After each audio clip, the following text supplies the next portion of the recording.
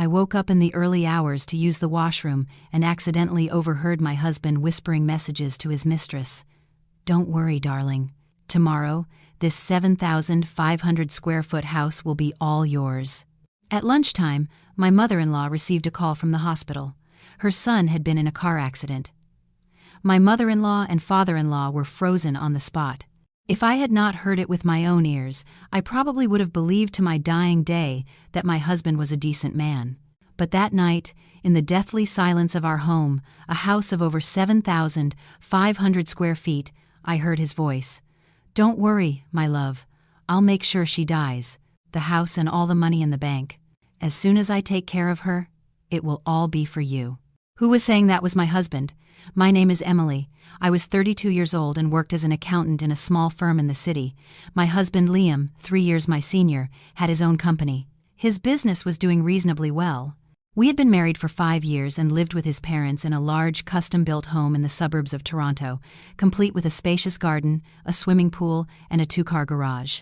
Anyone looking at us from the outside would say I had hit the jackpot. I had married a successful man from a wealthy family. My father-in-law, Arthur, was a stern man of few words, but each one carried the weight of a hammer. My mother-in-law, Eleanor, was a petite woman, but her tongue was anything but, always complaining about the children. In 5 years of marriage, the only thing that made me bow my head before her was the subject of children. "We had no children," Eleanor would often hint. "What kind of a woman are you? 5 years married and not a single child. At this rate, the family will have no heir. You should get that checked, Emily." I could only clench my teeth, smile, and cry silently at night, hugging my pillow. I had tried countless treatments, visited one hospital after another, and the result was always the same. "No problem observed." Of course. Continue with the follow-up. I blamed myself entirely, not daring to think that the problem might not be with me. In that house, the person I feared the most was my father-in-law. The one who exhausted me the most was my mother-in-law, and the one I trusted the most was my husband, Liam. Or so I thought. That night I was sleeping when thirst woke me. I reached my hand to the other side of the bed and found only a cold emptiness.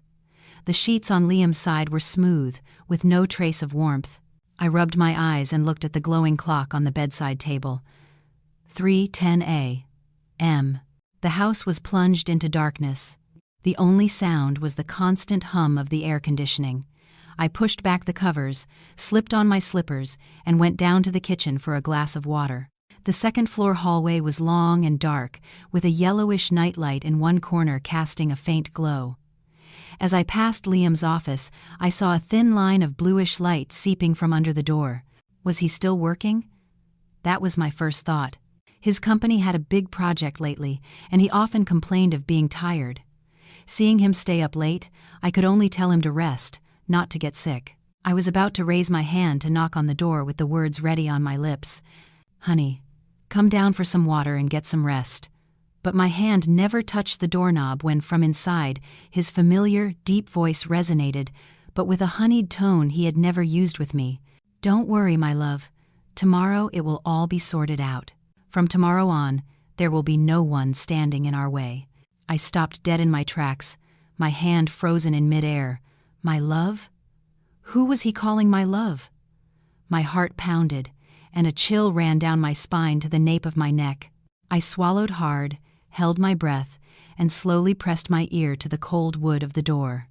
Liam's voice came again, this time lower, with a hint of satisfaction. "I have it all figured out.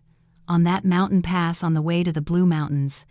If it rains a little, the car will skid easily. The police will think it was an accident from losing control. No one will suspect a thing." I felt my hands and feet go numb. The Blue Mountains, a mountain pass, an accident. Tomorrow was our 5th wedding anniversary. He had told me he was taking me to a luxury spa hotel in the mountains, a place overlooking the pine forests, to make up for the years of sadness over not having children. I, happy to the point of tears, had packed coats and scarves, and had even told my mother-in-law, "Mom, we're going away for a couple of days. Take care of yourselves, and don't forget to take your medicine." It turned out that anniversary celebration was actually my planned funeral.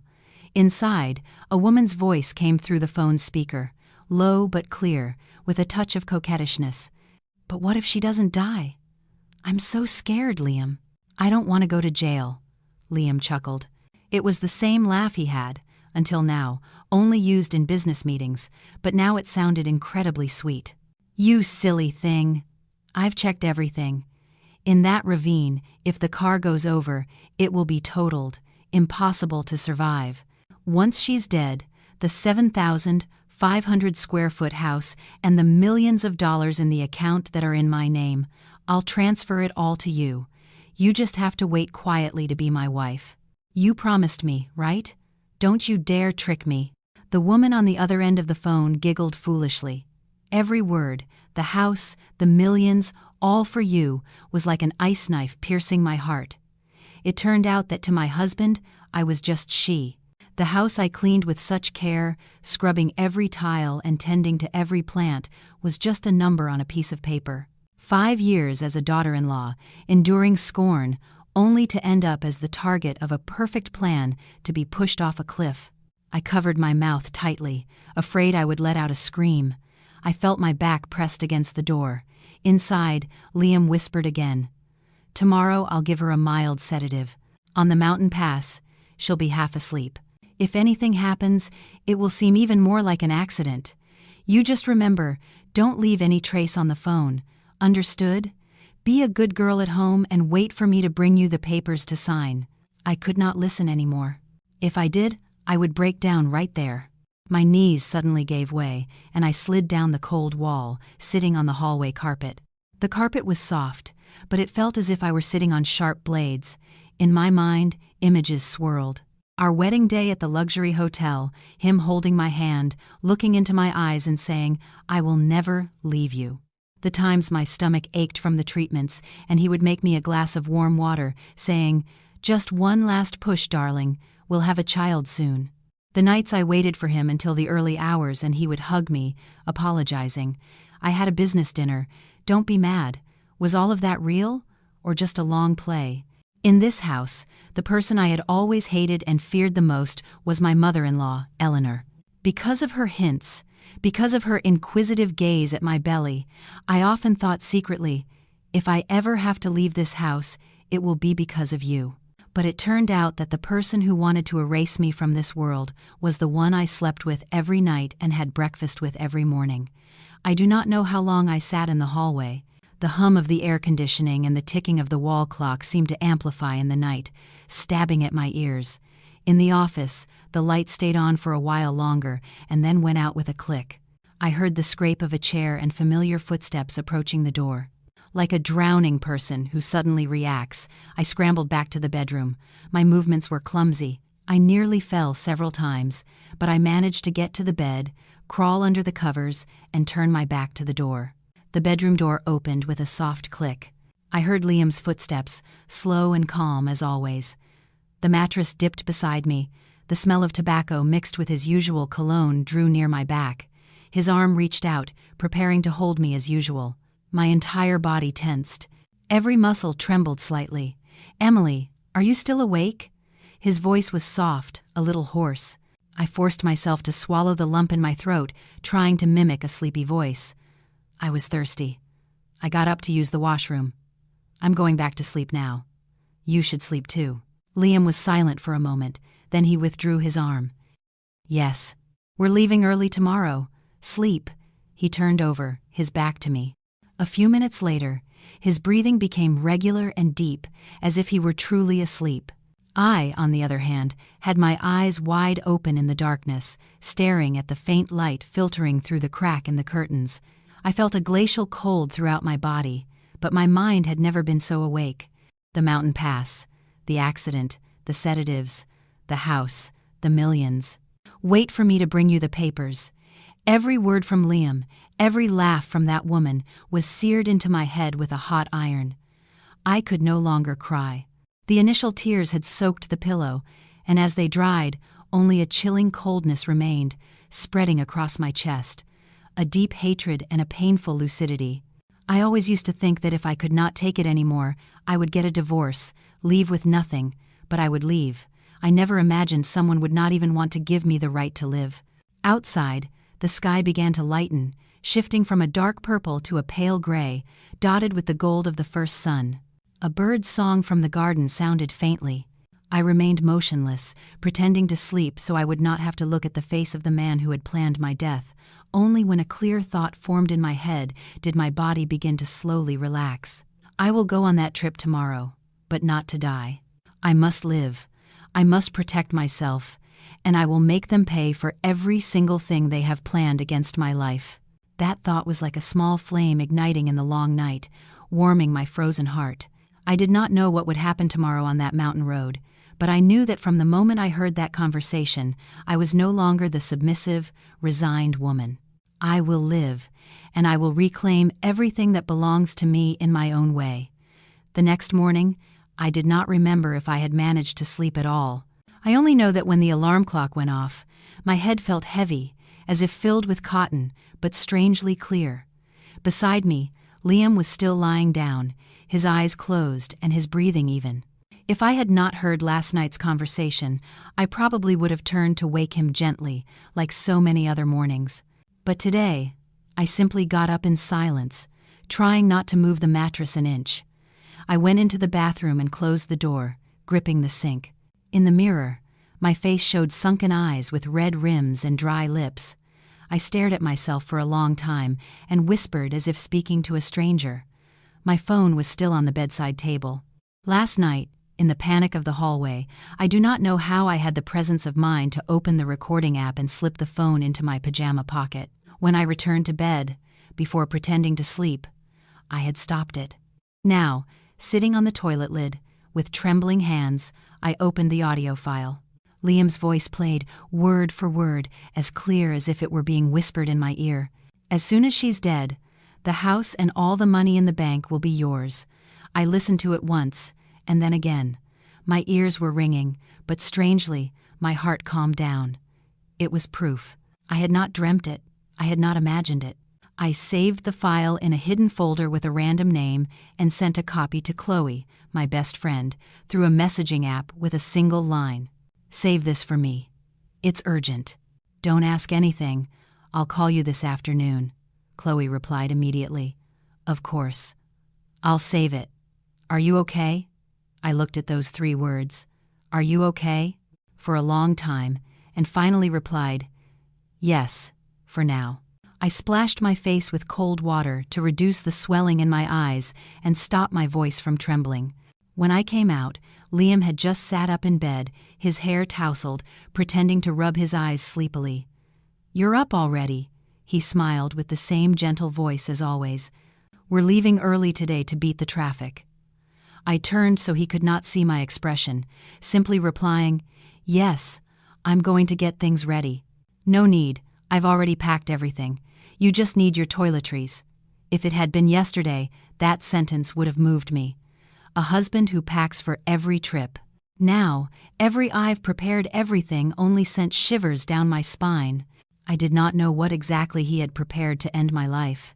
I dressed in comfortable clothes and put on some light makeup to hide my fatigue. I opened the closet and chose a cream-colored turtleneck sweater. The same one Liam once told me made me look like a 20-year-old girl. I did not put it on to please him, but because today I needed to be completely lucid, with every detail under my control.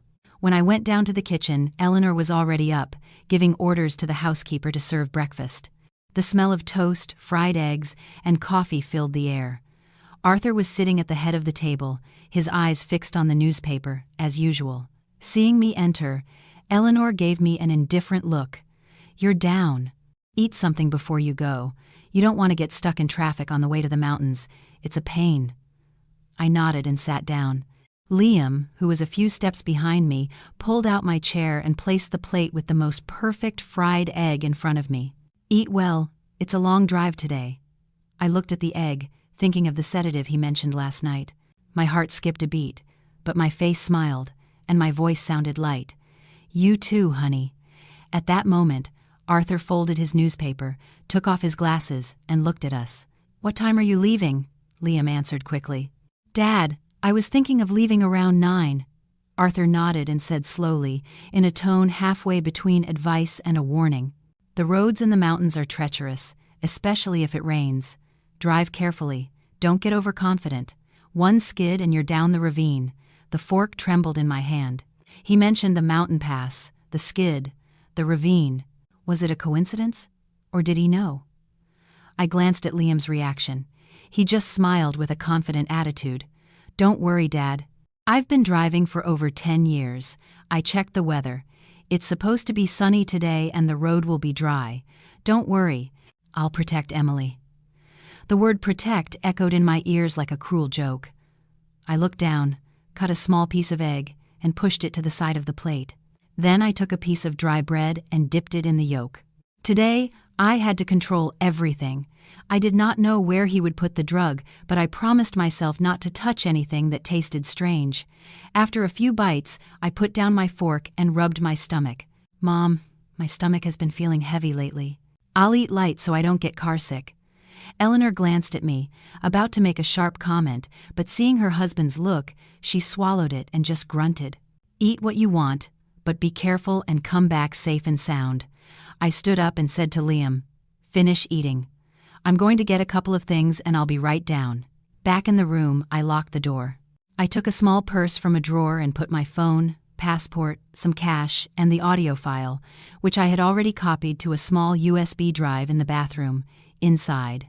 I did not know how this trip would unfold, but I understood that I could no longer trust anyone in this house. Before going down, I sent another message to Chloe. "If I don't call you tonight, open that file and take it directly to the police or a lawyer. Don't trust anyone." On the other end, a brief typing appeared, and then, "Okay, I'll wait for your call." I took a deep breath, put the phone in my jacket pocket, and went downstairs. Liam had already brought the suitcases down and was waiting for me at the door with a smile. "Ready, Emily?" "Let's go." I nodded. "Yes, let's go." In the garage, he opened the car door for me with the same gallantry as on our wedding day. I sat in the passenger seat, fastened my seatbelt tightly, and took a quick look at the cup holders, the thermos, and the box of gum. Anything he offered me today, I would have to think twice about. The car left the house and merged onto the highway. The morning sun in Toronto was already starting to get strong. Liam put on soft music, the same playlist he always put on when we went on trips, full of romantic songs. "What's wrong? You're very quiet," Liam said, glancing at me and smiling. "Are you nervous? It's the first time we're going on a trip, just the two of us." I turned and forced a smile. "I'm a little tired. I didn't sleep well last night. Don't worry. I'm here with you. You're going to love this trip. It will make you forget all your sorrows. That I'm here with you, which for years had been my refuge." Today, it made me nauseous. I turned my face to the window so he would not see the disgust in my eyes. The highway was clear. Liam drove confidently, occasionally turning to ask, "Do you want some water?" I shook my head. "No, thanks. I don't want to have to stop on the road." He did not insist. A while later, he opened the glove compartment, took out 2 white pills in a blister pack, and gave them to me along with a small bottle of water. They're for motion sickness. A doctor friend gave them to me. "Take them so you don't feel sick in the mountains." The pills were in an unmarked blister pack with no box. My heart was pounding. "Have you taken any?" I asked, trying to sound natural. "I don't need them. I'm used to it," he smiled. "You take them. That way you can sleep for a while and you'll be refreshed when we get there." I pretended to hesitate for a moment, then left the blister pack on the armrest. "I'd better take them when we get closer to the mountain pass. If I take them now, I'll wake up halfway through." Liam looked at me, and for an instant, I saw something strange in his eyes, something that disappeared as quickly as it came. He smiled again. "As you wish, but remember to take them before we start climbing." I turned away, hiding the hand that was clenching tightly in my lap. I knew I could not take those pills, but I also could not refuse too obviously. The sun was rising, the light was getting brighter, and the road began to ascend. On both sides, we could now see hillsides and small, intensely green forests. In the distance, the silhouettes of the mountains were outlined, that place where I had dreamed of taking peaceful trips with the man I loved. Liam turned down the music and cleared his throat. Emily, when we start to climb the pass, if you're tired, recline your seat and get some sleep. Really, I hope this trip is a new beginning for us. A new beginning. He said it with such sincerity that if it were not for the audio file in my pocket, I might have believed him. I did not answer immediately. A while later, I asked in a casual voice, "Liam, if something ever happened to me, what would you do?" Liam seemed to tense for a moment over the steering wheel. Then he laughed. What a thing to say. If something happened to you, what would I have to live for? Come on, don't say silly things. I looked at his profile, feeling a strange sensation, as if I were sitting next to a complete stranger. The face was familiar, but his inside was so dark I could not recognize it. The car started to leave the main highway for a smaller regional road. The sign indicating Blue Mountain 120 kilometers appeared and was left behind. Suddenly, my phone vibrated in my pocket. I took it out and saw 3 words on the screen. Mom-in-law. Why was she calling me at this hour? I looked at Liam. It's Mom. Answer it. Put it on speaker if you want, he said, his eyes fixed on the road. I pressed the accept button and activated the speaker. Yes, Mom. On the other side, it was not her usual complaining voice, but a muffled sob and background noise that sounded like a hospital. Emily, is that you, dear? Where are you? Are you with Liam? I was startled. Yes, Mom, we're on our way to the mountains. We just left the city. What's wrong? My mother-in-law's voice broke. Oh my God, how could this have happened? The hospital. They just called me from the hospital. They say my son, that Liam, has been in a car accident and has died. They told me to come and identify the body. Emily, what's happening? What? I was frozen. The phone almost slipped from my hands. Beside me, Liam slammed on the brakes. The car screeched, skidded, and came to an abrupt halt on the shoulder. We both lurched forward. He snatched the phone from my hand, his face as pale as wax. Mom, what are you saying? I'm right here. Who died? What accident, Mom? Don't be ridiculous. Eleanor's sobs grew louder, mixed with people's voices and a hospital's public address system. They called me. They gave me his full name and the car's license plate. They say my son Liam crashed and the car caught fire. Emily. Liam. Oh my God. I turned to look at Liam. I saw the veins pop on his forehead and his hands grip the phone until his knuckles turned white. Name. License plate. They were confirming it was Liam while he was sitting next to me in another car, facing the news of his own death. In that instant, a chilling thought ran through my mind. The plan to kill me on the mountain pass seemed to have hit a snag, and the first to be declared dead was him. Liam was still holding the phone to his ear, his face pale and his lips trembling. Mom, listen to me. I'm in the car. I haven't had an accident. Calm down. But on the other end, Eleanor's voice was a chaotic mess, mixed with the murmur of people and the sound of hurried footsteps. They gave me his full name, the car's license plate. A car that's in your name. The doctor is waiting. Dad is on his way there now. Oh my God. The call ended abruptly. The air inside the car became so thick it felt as if someone had just thrown a bucket of ice water in the middle of the day. The car's engine was still running with a slight rattle, but the two of us were petrified. Liam turned to look at me with an expression of bewilderment I had never seen before. Emily, did you hear what Mom said?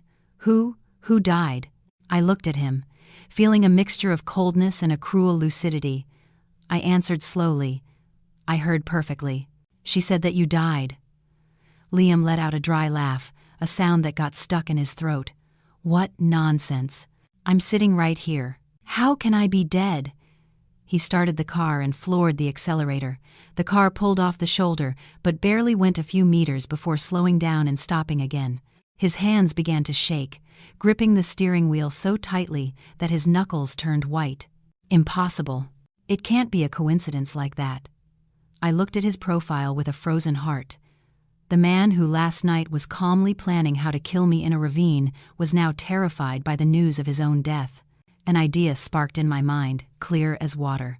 Someone had beaten him to it, and that someone was either the woman on the phone or someone from his own family. I feigned a trembling voice. Maybe Mom misunderstood. Maybe just the name and part of the license plate matched. Liam nodded repeatedly, as if clinging to a last hope. Yes, that's it. It has to be a coincidence. It can't all be the same. Nothing has happened to me. But even he did not seem to believe his own words. Suddenly, his phone vibrated. It was a call from a hospital's internal number. Liam looked at the screen. His hand paused for a moment in the air, and then he answered. "Hello." On the other end, a serious male voice. "Mr. Liam, this is the emergency room doctor at Provincial General Hospital. Excuse me, could you come here immediately? We have a victim from a traffic accident, and all the vehicle's documentation is in your name. Your family has just arrived for the identification."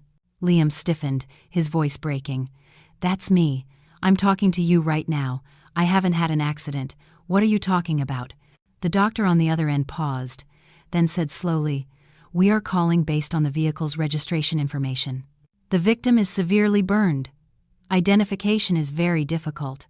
The family insists the victim is their son. That is, you. If you are alive and somewhere else, you must come to the hospital immediately to clarify the situation." The call ended in a suffocating silence. Liam dropped the phone, his gaze lost in front of him, his chest rising and falling heavily, as if he could not breathe. I clearly saw cold sweat beading on his forehead. "Emily, someone is using my car." I looked at him, feeling a shiver. The crashed car was in his name. The person dead inside was so burned they could not be recognized. And at the hospital, his family already assumed it was him. Someone had arranged a substitute death for him. At that moment, I remembered the words Liam said to that woman last night. In that ravine, if the car goes over, it will be totaled. Impossible to survive. A perfect plan. Only the person who had gone into the ravine was not me. I took a deep breath, trying to keep my voice as normal as possible. "So what are you going to do now?" Liam gritted his teeth, his face turning icy. "We have to go back to the hospital right now. I can't let this become a reality." The car made an immediate U-turn. The road to the mountains, which we had just started to travel, was left behind. The vehicle accelerated, the engine roaring with urgency. There was no more soft music inside, only the sound of the engine and the beating of our hearts. On the way back, Liam did not stop making calls. He called my mother-in-law, but no one answered. He called my father-in-law, but the phone was off. He called his personal driver, but the number was unavailable. He even called the other woman, but only heard the message that the phone was off or out of coverage. Each unanswered call was like a dagger, deepening the anxiety in his eyes. I remained silent beside him, my mind in a turmoil. A series of questions assailed me. Who had killed Liam on paper? Where did this crashed car come from? Who was the dead person? And most importantly, if Liam had been declared dead, was his plan to kill me in the mountains still on, or was I now also part of a much larger trap? As we approached the hospital, the traffic of people and ambulances was much denser. From a distance, I saw the figure of Eleanor sitting on a plastic chair in front of the emergency entrance, her hair disheveled, her hands on her head. Beside her, Arthur, with a pale face and slumped shoulders as if carrying a heavy burden. Liam stopped short, opened the door, and ran out of the car. I followed him. "Dad! Mom!" he shouted. Eleanor suddenly looked up. The moment she saw Liam standing in front of her, she froze as if struck by lightning. Her eyes widened. Her lips trembled.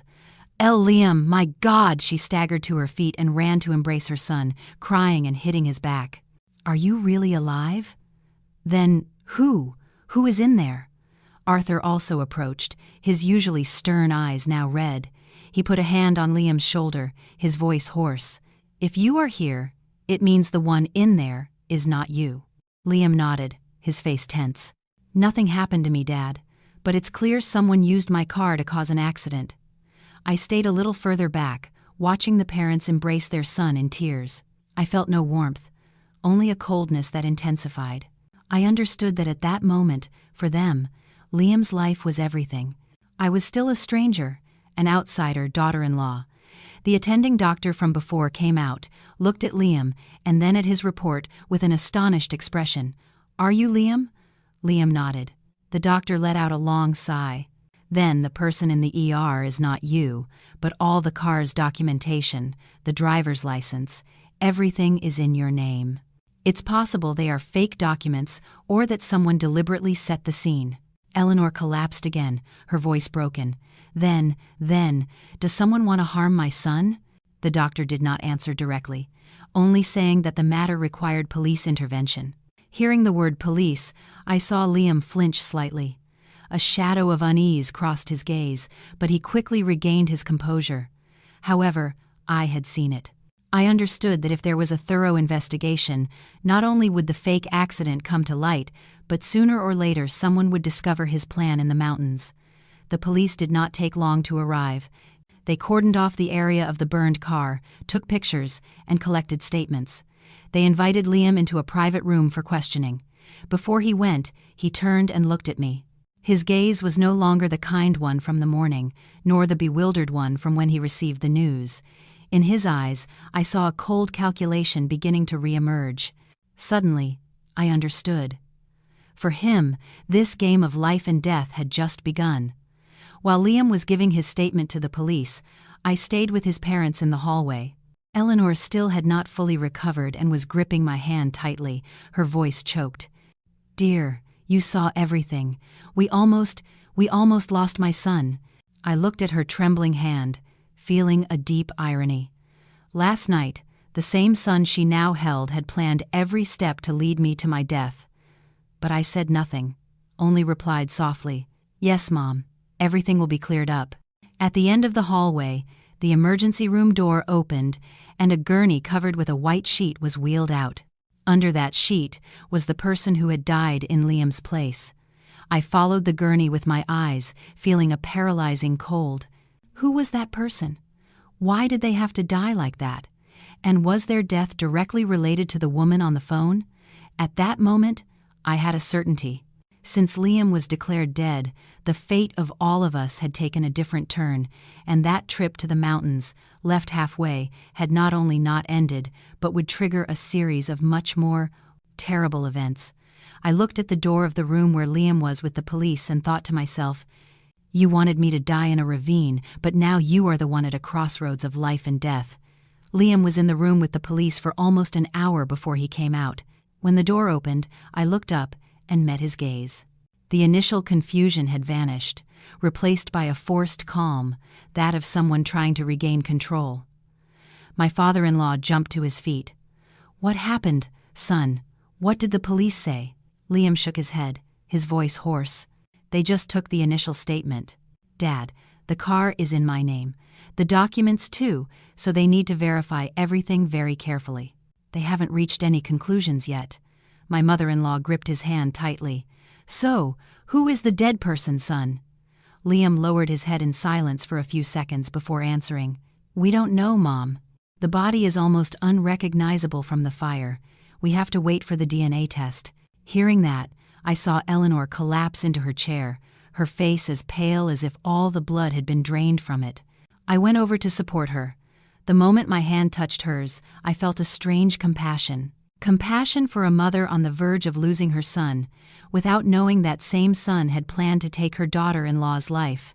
The police suggested that Liam not leave the city temporarily to cooperate with the investigation. The trip to the mountains was officially canceled. Liam drove back home. The car was slower than on the way there, and the atmosphere inside was heavy. No one said a word. When we arrived, the spacious house felt strangely cold. As soon as the door closed, my mother-in-law sank onto the sofa, pressing a hand to her forehead and murmuring, "Oh my God, what is happening? What is all this?" My father-in-law, leaning on the back of the sofa, told Liam in a grave voice, "Go upstairs and rest, son. Your mother is very upset. We'll talk about whatever it is tomorrow." Liam nodded and turned to me. "Emily, you go up and rest too. You must be exhausted." I looked at him and nodded slightly, saying nothing. When I reached the bedroom and closed the door, I felt my strength leave me. I leaned against the door and slid down until I was sitting on the floor. In a single morning, everything had been turned upside down. His plan to kill me had not been executed because he himself had been declared dead by a substitute. I understood that what I knew was only the tip of the iceberg. Behind Liam, behind the woman on the phone, there was another hand, more discreet, more cruel, and willing to kill to achieve its goal. The phone vibrated in my pocket. It was Chloe. I listened to the file you sent me. Emily, where are you? Did something happen? I swallowed, my voice barely a whisper. I'm not dead yet, but everything is a mess. I'll call you tonight and tell you everything. Be very careful, Emily. What you sent me is no joke. I hung up, put the phone away, and went into the bathroom. In the mirror, it was still me, but my gaze was different. It was no longer that of a gullible, submissive, and scared woman. Now, in my eyes, there was a vigilance that never rested. I had just changed when I heard a knock on the door. Emily! It was my mother-in-law's voice. I opened the door. She stood there with swollen eyes and a cup of hot tea in her hand. Drink this, dear. You haven't eaten anything all day. I took the cup, saying in a low voice, Thanks, Mom. She looked at me for a long time and suddenly burst into tears. Emily, I almost lost my son. I really thought Liam was dead. I stood motionless, the liquid in the cup trembling with my hand. Mom, if the person in the accident today had been me, what would you think? The question slipped out, surprising myself. Eleanor froze for a second, then shook her head. What are you saying? Liam and you are husband and wife. It's a tragedy. I dare not even think about it. Her answer was ambiguous. I understood that in her heart, her son would always be the center. I, though I had been her daughter-in-law for 5 years, would always be on the periphery. She put a hand on my shoulder. Now, get some rest. These days are going to be very complicated for the family. She turned and left. I watched her go, with a sense of emptiness. Dinner was served, but almost no one ate. My father-in-law took a couple of bites and put down his cutlery. My mother-in-law was absent-minded, sighing from time to time. Liam kept his eyes on his phone, constantly receiving and making calls. I noticed that every time the phone rang, his expression tensed. When he thought no one was watching, he would go out onto the balcony and talk for a long time. Around 9, he came back to the room. As soon as he closed the door, he approached me. Instinctively, I took a step back. Emily, were you very scared today? He asked in a deep voice, trying to show concern. I looked at him, struggling to remain calm. Anyone would be scared to hear their husband has died. He sighed, putting a hand to his forehead. I never thought the day would come when I would receive the news of my own death. Emily, it seems someone is after me. A bitter smile formed in my mind. It was not that someone was after him. It was that he himself had started this game. But aloud, I only said, I just hope everything is cleared up soon.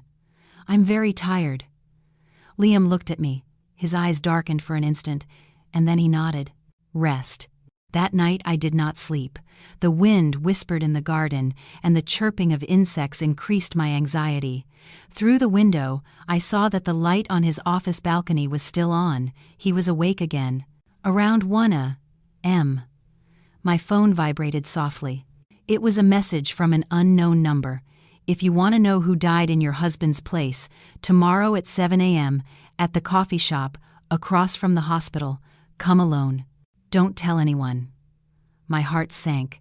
I read the message several times.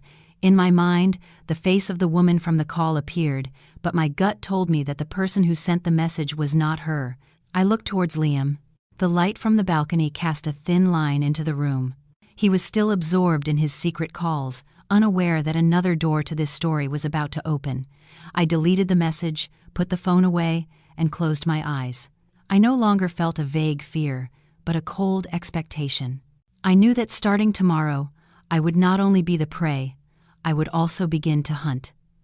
The next morning, I woke up at 5, when the sky was still covered in mist, and the air in the room was unusually cold. Beside me, Liam was still sleeping with his back to me. His face, in the dim light, looked peaceful, as if the terrible news of his death had never happened. If it were not for the message on my phone, I would have wondered if everything yesterday was real or just a nightmare. I got out of bed silently, my steps stealthy so as not to wake him. In the bathroom, I washed my face for a long time to keep myself awake. The unknown message appeared on the screen again. 7, alone, at the coffee shop across from the hospital, not a word more. Whoever sent it knew my schedule. They knew I was near the hospital. I clutched the phone. If I did not go, I might never know who died in Liam's place. If I went, I was not sure I would come back in one piece. I put on simple clothes, a light jacket, and left with my purse. In the kitchen, my mother-in-law was already up, making tea. When she saw me, she looked up. "Where are you going so early?" I tilted my head, my voice soft. "I'm going to buy something for breakfast." She nodded without asking further questions. Probably, in her mind, there was only room for worry about her son. I left the house in the pale dawn light, my heart beating faster with every step. The coffee shop was right across from the hospital. It was small and almost empty. I chose a table in a secluded corner with my back to the glass window. The wall clock read 7 o'clock sharp. I had barely sat down when a middle-aged man sat across from me. He must have been over 50. He was thin, with tanned skin and a sharp but weary gaze. He did not order anything, just looked at me intently. "You're Emily." I nodded, unable to hide my suspicion. "You're the one who sent me the message." He slowly took a photograph from his jacket pocket and slid it towards me. I looked at it and felt my heart stop. In the photo was a young man with a burned face, but I instantly recognized the shirt he was wearing. It was the same one Liam had once worn to a business dinner. "The man who died yesterday was my nephew," he said in a hoarse voice. "His name was Ryan." I was speechless. Why was your nephew wearing my husband's clothes? Why was he driving a car in his name? I asked, my voice trembling. He gave a sad smile. "Because someone paid him to die in his place." The words "die in his place" were like an icy stab to my chest. I pressed my lips together, trying to stay calm. "Who was it?" He looked at me carefully and said slowly, "Your own husband." I felt like I was collapsing. Although I was prepared for anything, hearing it from someone else was like having my heart torn out. "What are you saying?" I whispered. "Liam met with my nephew last week. He had a lot of debt. The loan sharks had him cornered. Liam promised to pay off all his debts in exchange for a job, to dress like the photo on the driver's license, drive a car in Liam's name, and cause an accident on the mountain pass." I shivered. "Do you have proof?" He sighed, took out his phone, and played a recording. Liam's voice came through clearly, negotiating every detail with Ryan. I listened, with my ears ringing and a lump in my throat. "Why are you doing this?" His eyes reddened. "So my nephew doesn't die in vain." Liam was planning to use my nephew's death as a cover to do something else later. "What thing?" He looked at me directly. His voice became graver. "Yesterday, my nephew overheard him talking on the phone with that woman. He didn't just want to fake his own death, he also wanted to kill you." I closed my eyes tightly, my breath catching. Ryan's soul, his death, and my life, all had been tied together in a chillingly cold plan. "And what do you want from me?" I asked. "My nephew is dead." A look of pain crossed his face. "But I don't want the culprit to continue living peacefully. You are his next target. If you die, his crimes will be buried forever." I clenched my hands, my voice hoarse. "What do you want me to do?" "Work with me. Report him. Let's bring everything to light. I've already given the evidence to the police, but your testimony about the plan in the mountains, about the other woman, will be the key piece." I remained silent. In my mind, the image of my mother-in-law crying inconsolably at the hospital appeared, my father-in-law standing in the hallway, and Liam, the man who was once my everything. If I did what this man asked, everything would fall apart. But if I did not, Ryan would have died in vain. I would live in fear, and who knows, maybe that fateful mountain pass would still be waiting for me. I looked at him and nodded slowly. "Okay." He watched me for a long time, as if trying to memorize my face, and then he stood up. "The police will contact you soon. From now on, be very careful. Liam is not one to give up easily." With that, he turned and left the coffee shop. I was left alone in front of a cup of cold coffee. Outside, the traffic was heavy. The hospital was still a noisy world, oblivious to my own struggle between life and death. I returned home, entering through the door with the most serene face I could fake. In the living room, Liam was talking to his parents.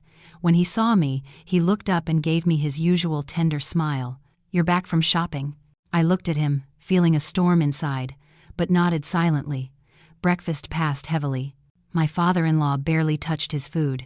My mother-in-law hardly ate. Liam was more attentive than ever, serving me food, asking if I was tired.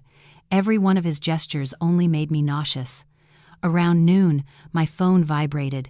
A short message from an unknown number. "We have enough evidence. Be prepared. The first to be summoned will be your husband." My heart raced. I looked up at Liam. He was on the balcony, talking on the phone with a faint smile on his lips. He probably still believed he had everything under control. I understood one thing. This game was no longer a simple chase. It was a battle between truth and crime, between a woman who was once submissive and a man capable of trading lives for money and freedom. That night, when everyone was asleep, I stood in the room with my hand on my belly.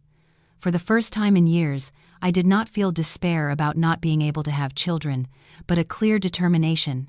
If I survived all this, I would live a different life.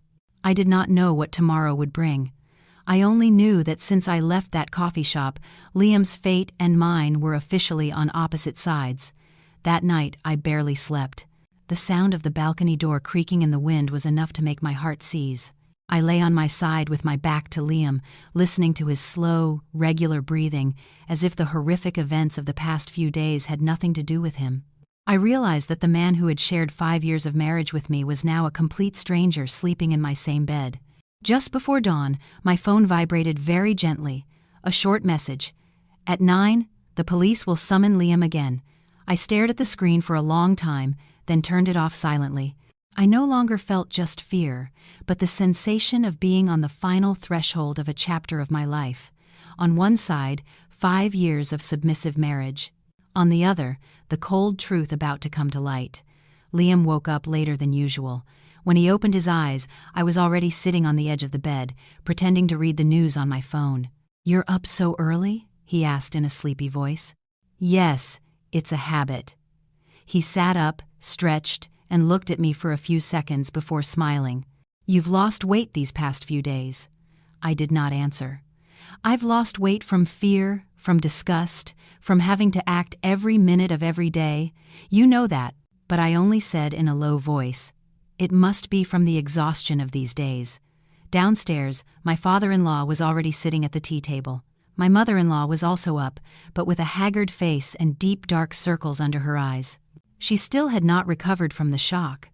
My father-in-law looked at Liam and said in a grave voice, "Have the police called you again, son?" Liam paused for a moment before shaking his head. "No, Dad. I suppose it will take a few days." I lowered my head to pour myself some water and hide my expression. I knew he was lying, and he did not know that I knew. Around 8, while we were having breakfast, the doorbell rang. The housekeeper went to open it. 2 police officers were at the door. "Is Mr. Liam home?" The room fell silent. My mother-in-law dropped her chopsticks. My father-in-law jumped to his feet. Liam froze for a few seconds before slowly standing up. "I'm here." An officer showed him a summons. "We need you to come with us to clarify some details about the accident the other day." My mother-in-law turned pale and grabbed her son's hand. "Officers, why are you taking him again?" "He wasn't in that car," the officer replied calmly. "That's precisely why we need to clarify it, ma'am." Liam turned to look at his father, and then at me. His gaze lingered on me for an extra moment. I clearly saw suspicion in his eyes. Perhaps he was beginning to doubt. Not that his plan had been discovered, but me, the woman he thought he had under his control. "I'll go and be right back." "Don't worry, Dad." "Mom," he said. My mother-in-law burst into tears. "Son, remember to tell them everything. You haven't done anything wrong." I was behind her, watching as Liam left with the 2 officers. When the car door closed, I felt as if the invisible rope that had been tightening around my neck for days began to loosen. The house fell into a heavy silence. My father-in-law sat dejectedly by the tea table.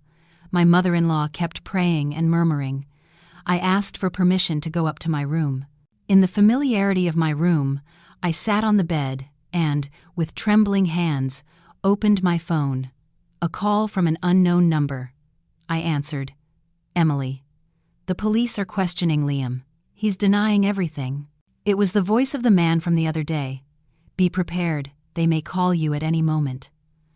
"I'm ready," I replied in a low voice. I stared at our wedding photo hanging on the wall. In it, Liam wore a suit and I wore a white dress. We were smiling happily.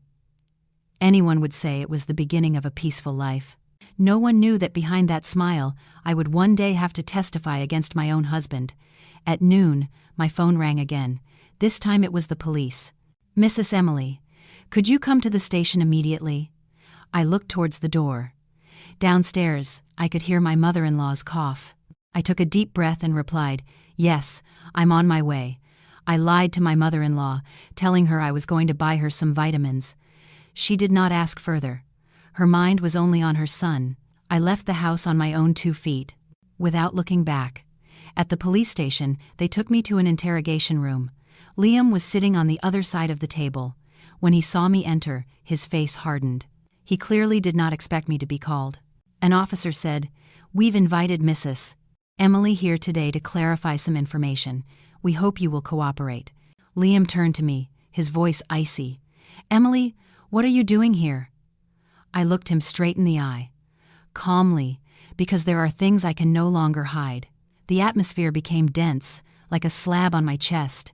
I took the small USB drive from my purse and placed it on the table. "This is the audio file of your conversation with that woman the other night." Liam's face changed completely. He jumped to his feet. "What are you talking about?" An officer motioned for him to sit down and plugged the USB into the computer. The recording played, every word familiar and cold. "As soon as she's dead, the house and all the money in the bank will be yours." Liam's face turned livid. His hands clenched so tightly that the veins stood out. I continued, my voice trembling but clear.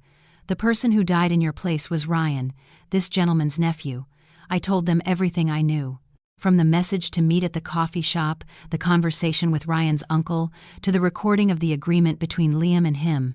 With every word, Liam's face grew paler. Finally, he let out a bitter laugh. "And you believe all that over your own husband?" I looked at him for a long time. In that instant, the image of the man I once loved vanished like smoke. "I trusted you until I heard you with my own ears planning my death." The room fell silent.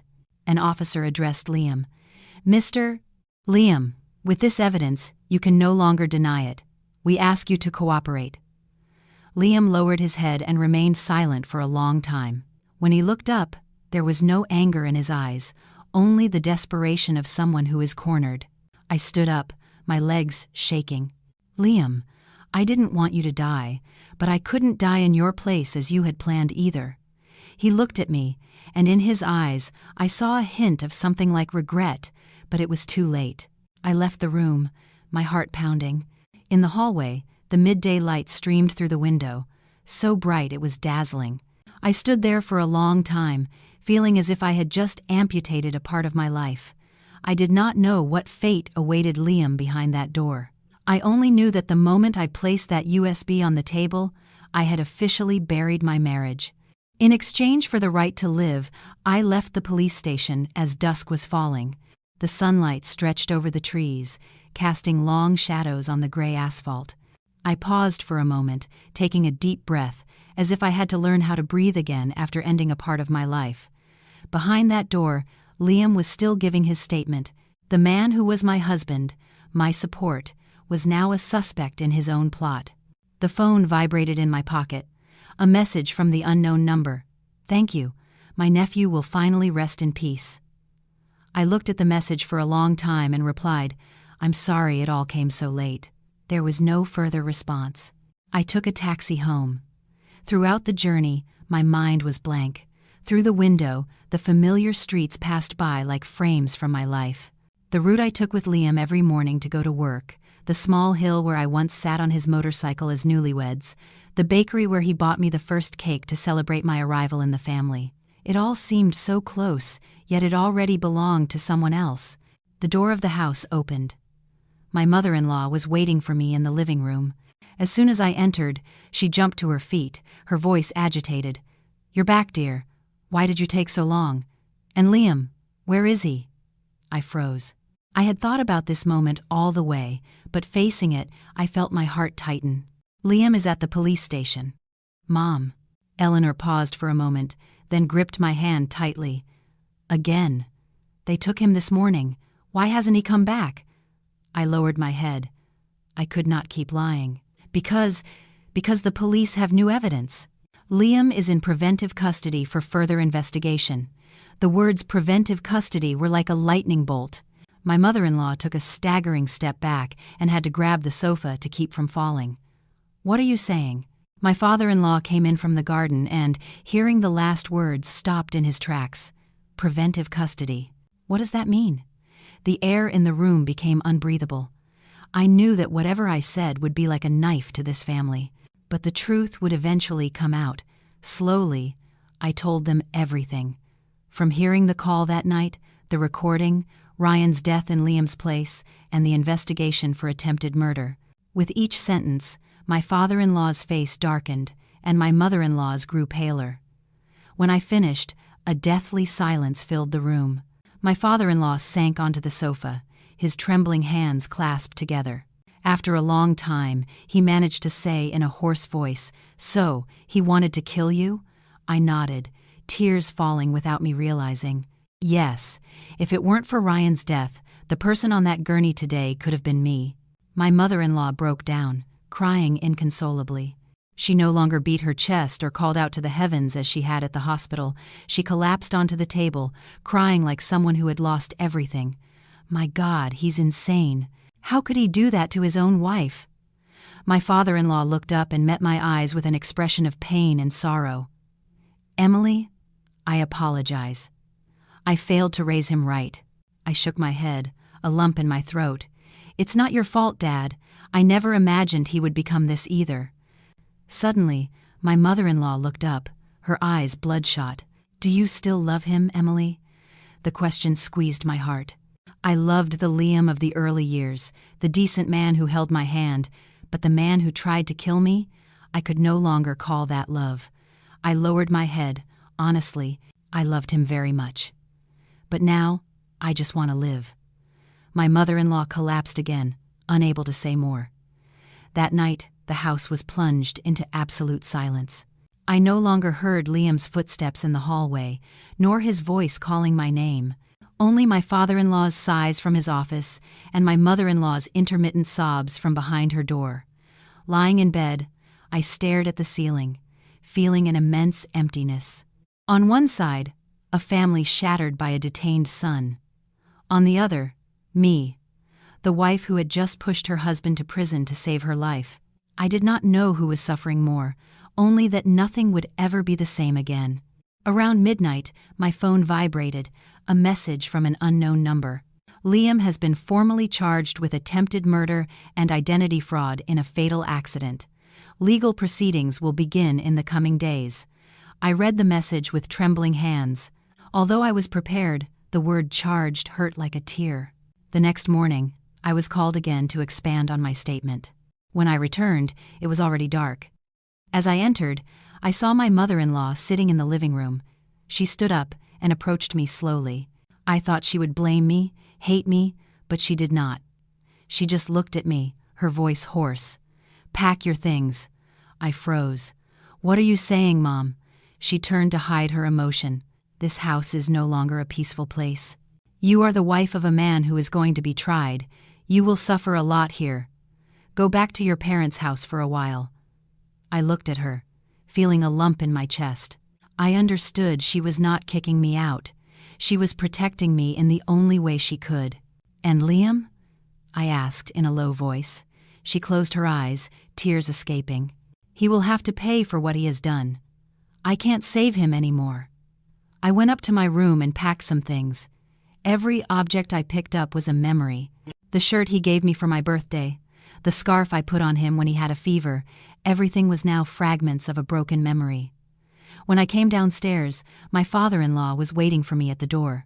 He looked at me for a long time and said in a low voice, "Emily, I can't keep you, but no matter what happens, you were always my daughter-in-law." I bowed my head deeply. "Thank you, Dad." My mother-in-law gave me an envelope. "Here is some money. Take it for your expenses." "I can't help you anymore."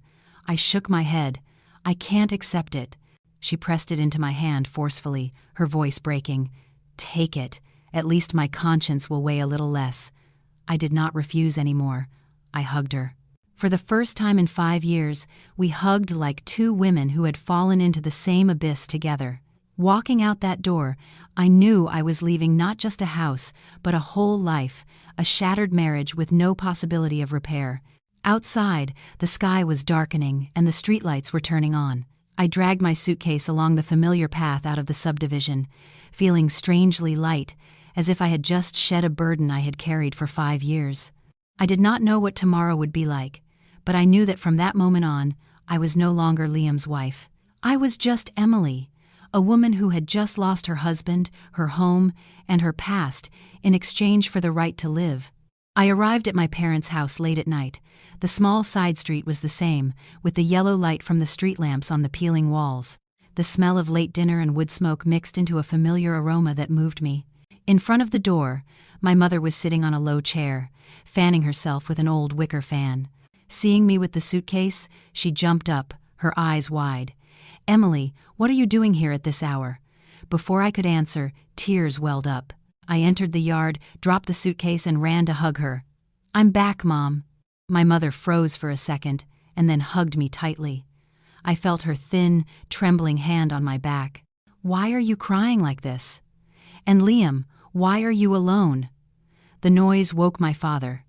He came out of the house and, seeing me, stopped. "Emily," I dried my tears, trying to compose myself.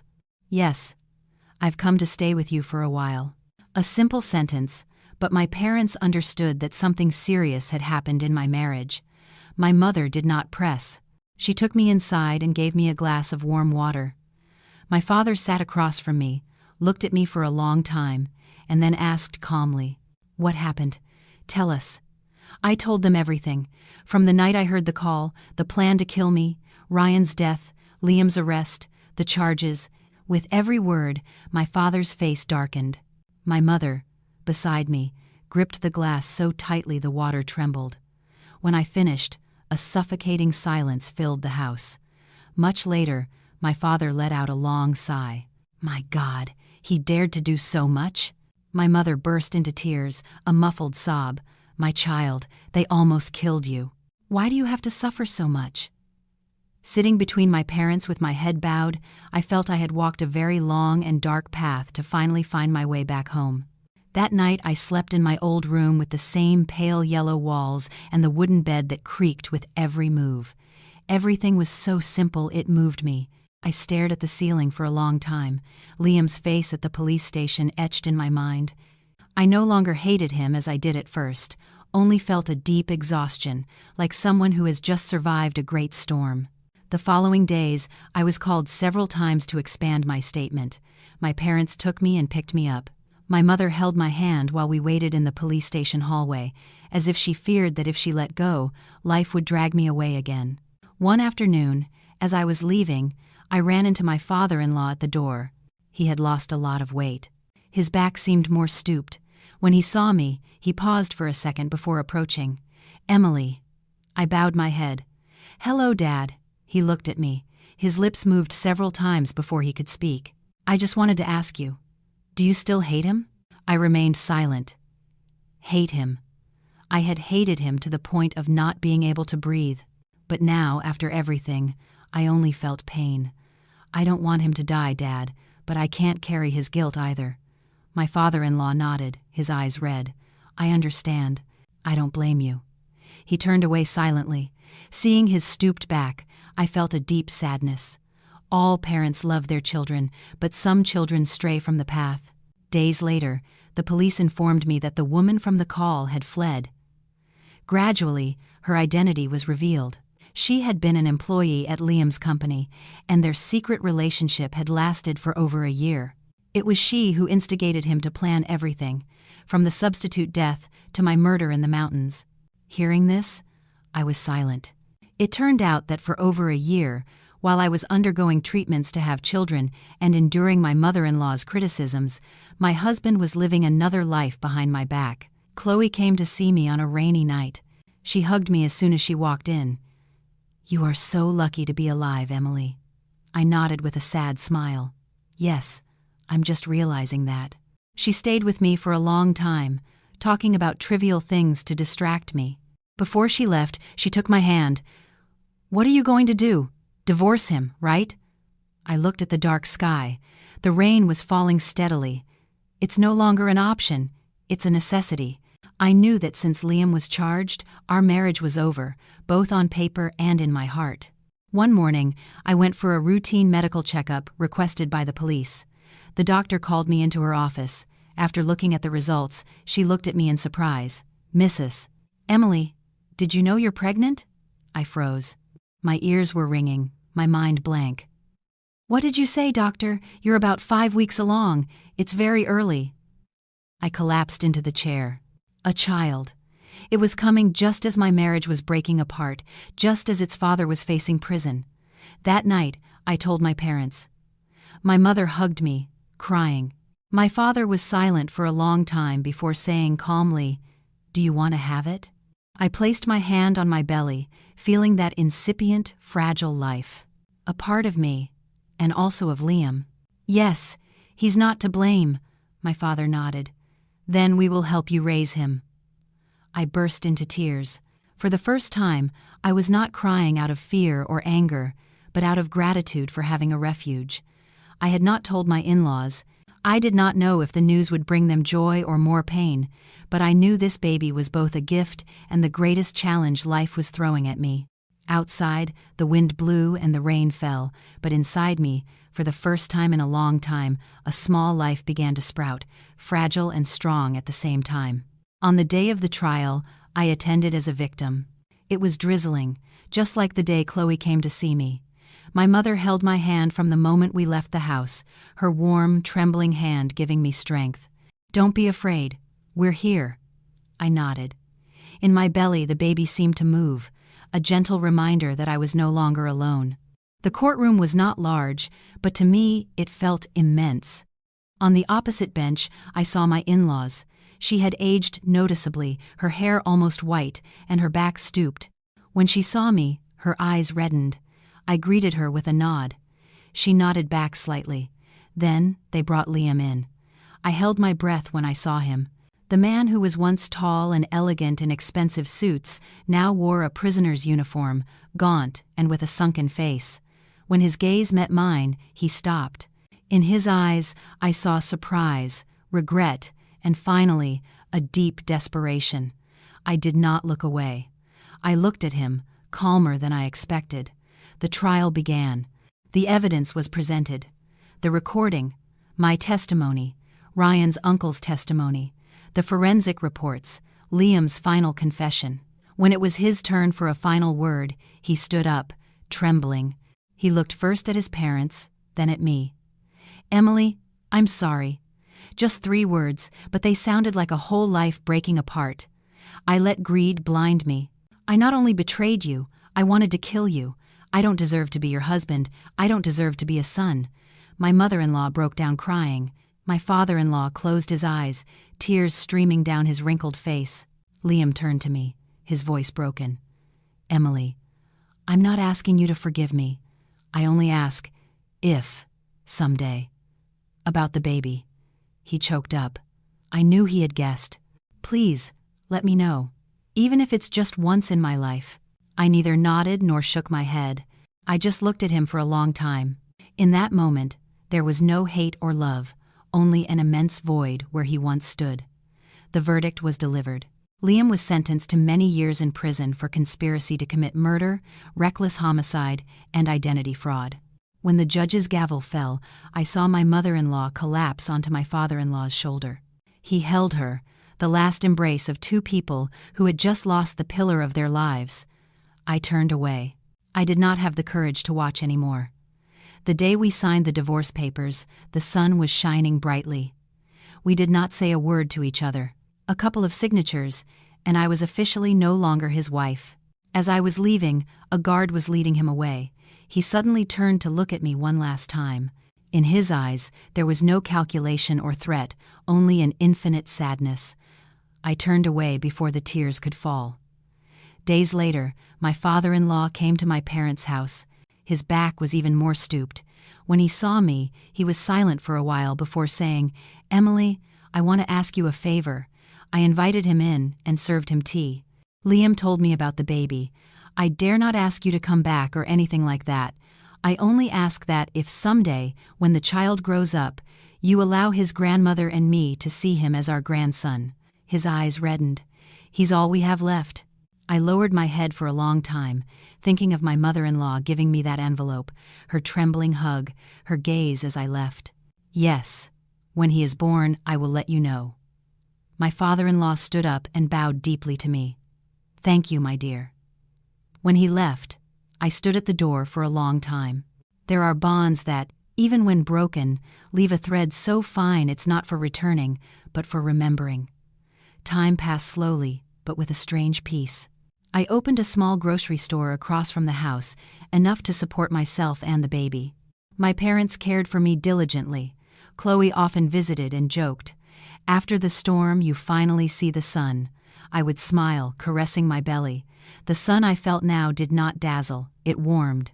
The day I went into labor, it was pouring rain, just like the night I returned home crying. But this time, my tears were those of a mother-to-be. When I heard the first cry in the delivery room, my heart broke with happiness and pain. A boy, my son. I named him Ethan, wishing for him to be a clear-sighted person his whole life. A few days later, my in-laws came to visit. My mother-in-law, trembling, held him in her arms. Tears fell on her wrinkled hands. "Hello, little one. I'm your grandma." I did not correct her. I understood that in that moment, she just needed to be called grandma. I did not tell Liam the exact date of birth. I only asked my father-in-law to pass on a message. "Your son has been born. He is healthy. I will raise him to be a good man. Let's leave the rest of our lives as they are." I do not know what Liam thought when he received the news, but I knew my life, from that moment on, had turned a new page. I was no longer anyone's wife or the daughter-in-law of a grand family. I was just Emily, a mother.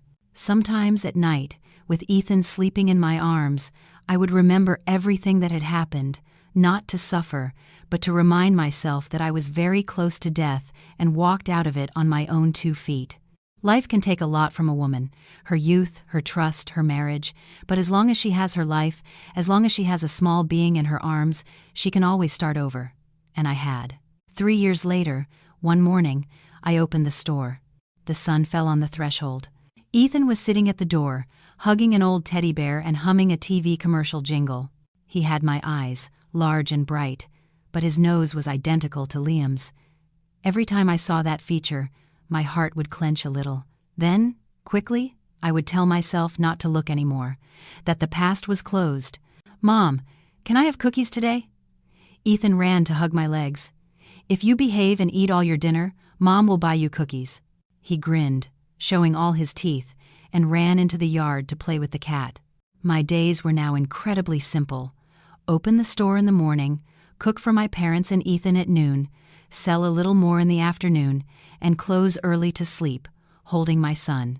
There were no more elegant parties, no 7,500 square foot house, no fake handshakes, only the sound of my son calling me Mom when he woke up scared. One rainy afternoon, while I was closing up the store, my father called me. "Emily, you have a visitor." I looked up. At the door stood my father-in-law. He was much thinner, with slumped shoulders and almost completely white hair. Seeing me, he stood still for a long moment before coming in. "Hello, dear." "Hello, Dad." Ethan ran over curiously and hid behind me, peeking at the stranger. "This is Ethan," I said softly. "He's your grandpa." My father-in-law froze, staring at Ethan without blinking, his lips trembling. "You are Ethan," I nodded. Ethan shyly said, "Hello, Grandpa." Just that one word was enough to bring tears to my father-in-law's eyes. He raised his hand as if to pat his head but withdrew it, afraid of scaring him. "I came to see you." I invited him in. I served him tea. My father-in-law placed a small bag on the table, some toys for the boy. "Don't bother, Dad. It's not for you, it's for him." I remained silent. A while later, he said slowly, "Liam is serving his sentence." At first, he was devastated, But when he learned the boy was born, he seems to have started living with more responsibility.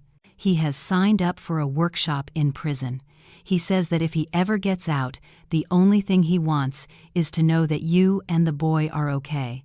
I felt a slight pang in my heart, but only that. My father-in-law looked at me and said in a low voice, "I dare not ask you to forgive him. He closed all the doors himself. I just want you not to embitter your life by hating him." I looked up and met his eyes. "I don't hate him anymore, Dad. I just don't feel anything for him anymore." He nodded very slightly. When my father-in-law left, Ethan ran after him and gave him a piece of candy. "Here, Grandpa." My father-in-law stopped. He bent down to take the candy with a trembling hand and thanked him. His stooped back disappeared into the rain.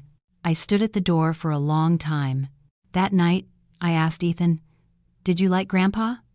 "Yes, he was sad," he said with a childish sincerity that made me think. Months later, through my father-in-law, Liam sent me a letter. The handwriting was shaky, not as neat as it used to be. "Emily, I dare not ask for your forgiveness. I just want to say that I have understood what it means to pay for your actions. Every night in prison, I dream of you and the boy, but I know it's a dream I no longer have the right to. I just hope you are both well." I finished reading and folded the letter slowly. I did not reply, not out of resentment, but because I knew our paths were now different. There are things that, once broken, cannot be put back together. On Ethan's first day of school, he did not want to let go of my hand. "Mom, come with me. Go into class. Mom will wait for you at the door." He pressed his lips together and, with teary eyes, went in. When the door closed, I stood in the hallway, feeling like a small part of me was leaving my side. That night, Chloe showed up at the store. "Emily, have you thought about rebuilding your life?" "What do you mean?" "I mean, a woman has the right to be happy a second time." I laughed. "I'm already happy." She looked at me for a long time and nodded. "Yes, happy in your own way." That night I held Ethan as he slept, feeling an immense peace. I no longer feared the night, no longer startled at secret calls. I no longer lived in a huge cold house. I lived in a small warm one. There are scars that never disappear, but you learn to live with them without them hurting. Liam was a scar in my life, but Ethan was the warmth that covered it every day. I walked out of hell on my own 2 feet, and now I was walking a different path, without luxury or wealth. But where I was free to be a mother, to be a person. 18 years later, on the day Ethan received his university acceptance letter, the sun was beautiful. "Mom, I got in," he shouted from the doorway, letter in hand. I ran to him, my hands trembling more than his. "Really?" "Yes, in computer engineering." I hugged him, and for the first time in many years, I cried like a child. That night, Ethan sat beside me on the porch. "Mom, I want to ask you something. What was my father like?" I was silent for a long time. "Your father was once the person I trusted most. Are you angry with him?" I smiled slightly. "I used to be. Now I can't be." I turned to look at him. His face looked so much like Liam's in that moment. "Do you want to see him?" He nodded. Very seriously. "I don't want to blame anyone. I just want to know where I come from." I took a deep breath. "If you want to, I won't stop you." The visit to the prison was on a morning of light rain. When Liam came out, I barely recognized him. He was much thinner, with slumped shoulders and premature wrinkles. But when he saw Ethan, his eyes lit up. "Hello, Dad," Ethan said, bowing his head. Just those 2 words were enough to make Liam break down in tears. "You're so tall. Are you okay?" Ethan asked. "Just being alive is enough." I stayed back, watching them. All the hatred and fear of the past suddenly felt very distant. Liam turned to me. "Emily, you've raised a wonderful son." I just nodded. "Because he's my son." Before they left, Ethan said goodbye. "I don't know what you did in the past, Dad, but I hope that from today on, you try to live better." Liam nodded repeatedly, unable to stop crying. "I promise." On the way home, Ethan told me, "Mom, now I understand why you chose to live like this." I smiled at him. "You don't blame me? I'm proud of you." Those words made my heart tremble. I thought I was just a lucky survivor, but to my son, I was a mother to be proud of. and that was enough for a lifetime. The day Ethan married Ava, a sweet girl from a humble family, the wedding was simple, in our backyard. My father-in-law came and watched from a corner in silence. During the ceremony, Ethan knelt before me. "Mom, thank you for raising me to be a man." I lifted him up, tears streaming down my cheeks. Living with decency is the best gift you can give me. A year later, my granddaughter was born. Ethan ran home shouting, "Mom, I'm a father." I held the little one in my arms, my hands shaking. Life is a strange circle.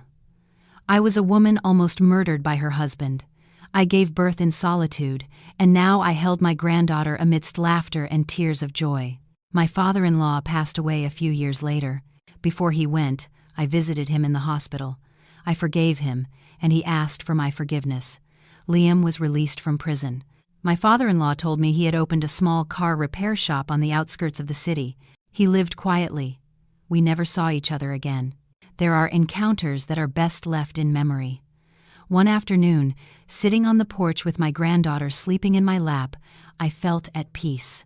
I had been through hell. I had been on the verge of death. But in the end, I had completed a cycle of pain to return to the simplest thing: family. I am Emily. I loved. I was wrong. I almost died. I gave birth in tears, but I also stood up, moved on, and kept the light for a whole lifetime that came after.